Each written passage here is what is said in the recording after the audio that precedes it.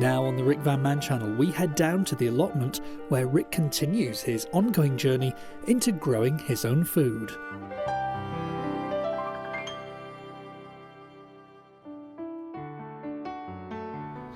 Hey guys, this is Rick. I hope everyone's having a great day.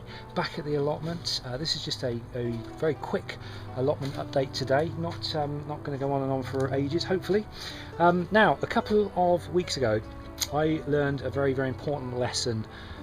It was a simple lesson, but a very fundamental lesson and hopefully it's going to make the difference between me having mediocre crops and good crops. Now, that lesson was very simple. There are two types of plants generally that I'm going to grow. There are going to be the root type vegetables which grow beneath the ground, and the other types of vegetables and things which grow above the ground. Now, because this soil is so clay and claggy, the problem is if you plant any kind of root vegetable in this soil, what happens is the soil sets in the summertime. And so say for example you plant a carrot there, which is exactly what I've done over here. I planted these before I learned this lesson.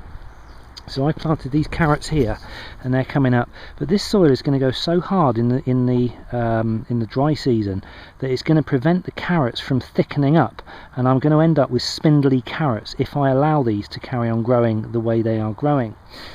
So the solution is to grow your carrots in mounds like this, or any root vegetable, so that when the root the vegetable wants to push apart, it can do, and it won't meet any resistance. So what I've been doing today is I've been kind of mapping out the beds and trying to decide what's going to go where.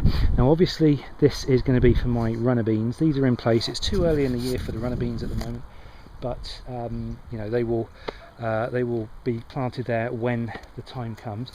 And also I'm going to get a bonus of that that mound there, that furrow there. I can grow whatever I want in there, and I'm thinking along the lines of perhaps some beetroot and some parsnips and turnips, things like that. They can grow quite happily in here. And on this bed, again, I've just prepared the soil. I haven't planted anything in yet, but what I'm thinking is I can grow root vegetables in here, whatever I want, and I can grow because this is quite deeply tilled, but it's still going to set quite a lot in the summer. But what I can grow is things in here that will grow above the ground, and the same goes for here, running along the edge of the bed. So hopefully I can actually get 4 rows in this one middle bed, and then in this one I'll get obviously my runner beans on this flat area, and then the root vegetables in this runner here. And obviously I'm going to do the same for the other beds, and it's too late for the beds up the end there because they've mostly got stuff planted in them now. So I think I'll have to wait till next year before I do this arrangement with those up there. What else has happened? Oh, I've planted a strawberry. It's got a flower on it already. That's interesting. Now this is a little story behind this strawberry, because I actually, when I first got notification that I got an allotment, I went to the wrong allotment. There was another set of allotments down the road, and there was this old boy there. We ended up chatting for about 3 hours. It was great, and he was sort of chatting to me about how it all works and everything.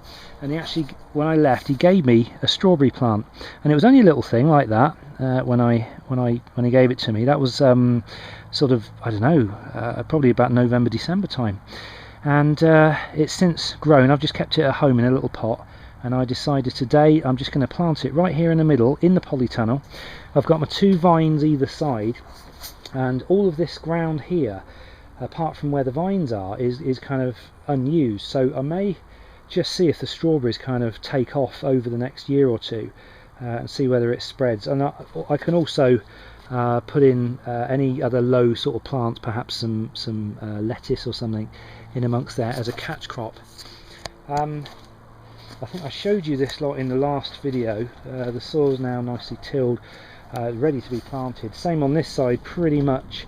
I think I can get away with planting stuff in here. It's quite a fine soil now. Actually, I don't really want to be doing that too much, because I've still got bits of glass and stuff everywhere.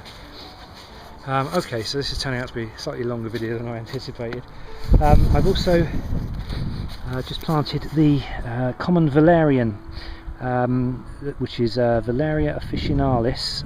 That was growing again in a pot at my house, and so hopefully that's going to really sort of take off and be happy here. And this, I decided, this particular bed is going to be my perennial herbs bed. So I'm going to put herbs in here that will come back year after year after year. So it could be quite interesting to see how this bed evolves. And I think what I'll probably do is have that bed for my annual herbs. That's the herbs that come up only once, and then you have to replant them, you know, grow them from seed again the next year. So I think that's about all there is to report today. So I'm going to sign off and say thanks for watching. I will see you guys in the next video.